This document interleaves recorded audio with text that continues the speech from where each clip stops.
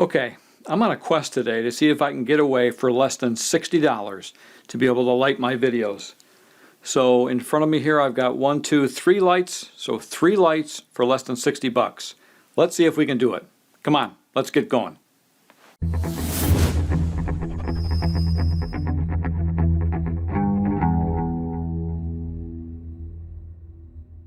First, get yourself 3 of these clamp-on shop lights. They're less than $9 a piece at Lowe's or Home Depot. Next, I suggest these soft white LED bulbs from Cree. This is what they look like inside the housings or inside the shop lights. And let's turn them on. Nice. And now let's turn them off. Real good. Okay, now we need to figure out a way to diffuse the light that's inside our shop light. And the way to do that is with diffusing material or cut-right wax paper, or any kind of wax paper. It'll diffuse it, it won't make it so harsh. So tear off a piece and then take a piece of electrical tape. That's what I use because it's heat resistant. Break that off. Tape it on here. And then just put it on top of the light like this. Now you've got diffused light rather than a harsh light. So let's go set up our lights. Okay, so here's the setup. We've got 2 lights, one on each side of the camera. You can see the camera right in the center of those lights. And when they've got the diffusion paper on there. As we scroll to the left, we can see the shotgun microphone in the center. You see that big soft box, which we're not using. We're just using it as a backdrop. And then the 3rd light to the left there. Now, when we're speaking of cost, we're not looking at the light stands. We're just looking at the clamp-on lights alone, and you can clamp them on anything, whether it's a rafter or even something else in your basement. Okay, we've got the 3 lights set up now. I've got 1 light over here on camera right. It's almost right next to the camera. I've got another one on camera left, which is about 2 feet away, and they're both above the height of my head. I've got a 3rd one behind me here that's just giving me this side light.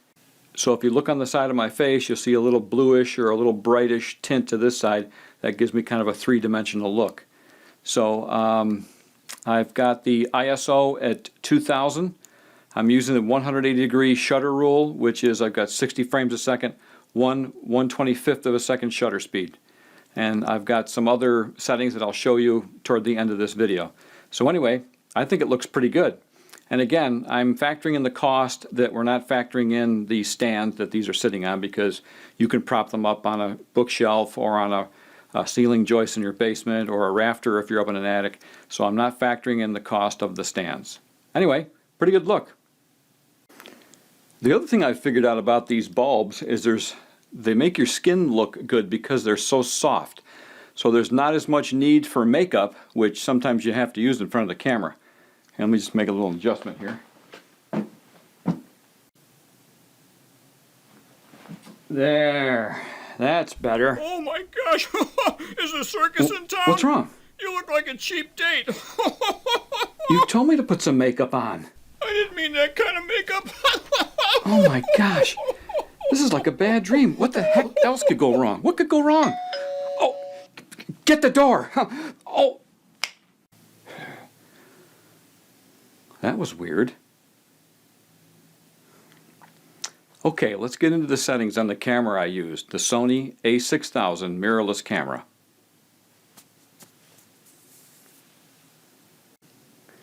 Okay, here are some of the settings I used to get this look with these 3 lights and with the Sony A6000. The mode dial on top of the camera is set to manual or M. I'm in 1080p high definition AVCHD. The frame rate is 60 frames per second. Shutter speed 1/125th of a second. That's the 180-degree shutter rule, which you can see back on my Canon EOS M video if you want to go back and look at that. I've got an aperture of f5. The lens I'm using is an 18 to 55 millimeter. It's zoomed to 30 millimeter. My ISO or ISO is set to 2000.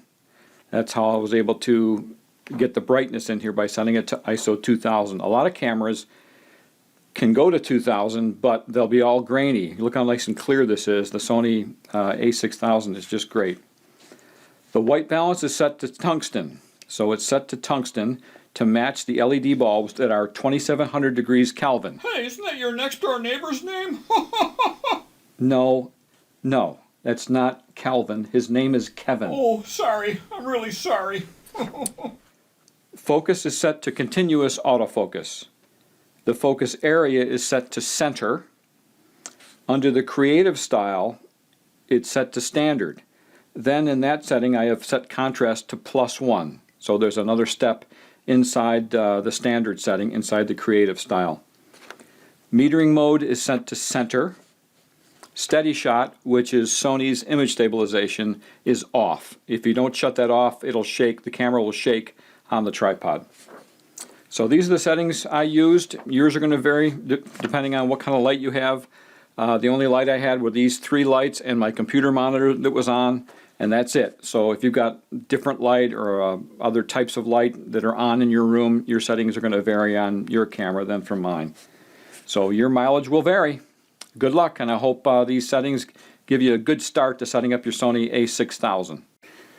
Well, let's see how we did. We started this video to see if we could have a 3-point lighting system that would be less than 60 bucks, not including the stands.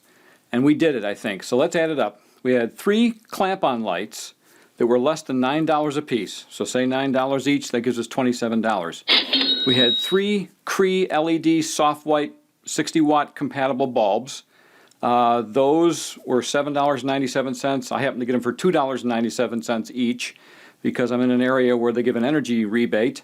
So say $7.97 a piece, that gives us $23.91 for a grand total, well, not including the wax paper, which is pretty much free, for a grand total of $50.91. So I think we were pretty successful, and I think you can be successful too, as long as you have a camera that will give you good low light performance, which the Sony A6000 does. So thanks for watching. If you haven't subscribed to my channel, please do by clicking the subscribe button. And thanks again. What do you say we go over to Kelvin's house and get something to eat? Well, I don't think that's a good idea because you don't even know his name. His name is Kevin, not Kelvin. Kevin? Kelvin? What the heck's the difference? You think he's got any food over there? Oh my gosh.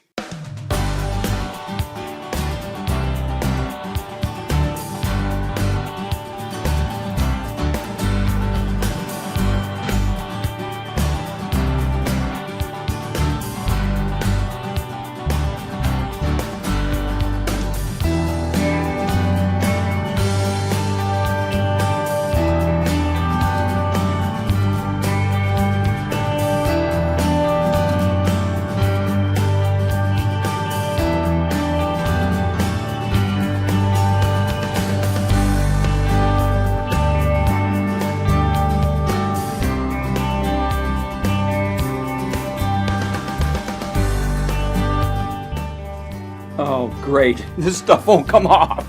Oh, perfect.